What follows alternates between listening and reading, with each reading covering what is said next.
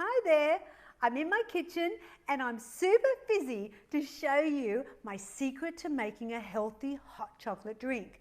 Yes, get excited. Did you know that a traditional hot chocolate is made on full milk and is around 265 calories and 11 grams of fat a serve? And that's not counting those marshmallows they put on top. Now, my way is only 158 calories and 1.9 grams of fat a serve. Now, this hot chocolate drink is also packed with lots of vitamins and minerals and has 15 grams of protein and 7 grams of fibre per serve, which will help you feel fuller for longer. Do you love it? Yeah. So on those hangry days in the afternoon or after dinner, for example, you won't be searching for food. Now, do you want to know my secret? Well, hello. It's my wicked chocolate shake. That's right. Now, let me show you how to make it into a hot drink. It's super easy. Now, I've boiled the kettle, so it's ready to go. So I'm just going to add a little bit into my cup. Then you get your sachet.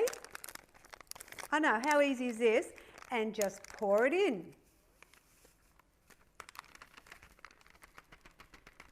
There we go. Now, I've just got a little whisk that you get at the cheap shops, and I'm just going to whisk that together.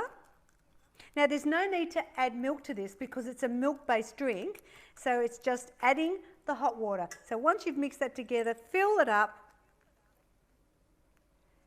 and just give it a stir.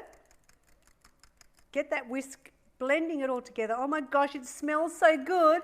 I love the smell and the feel on a cold winter night of that really hot glass in your hands.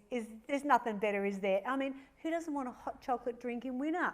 Now, I also have, believe it or not, the creamy vanilla is fabulous done with the hot water as well, but with a bit of cinnamon. Love it.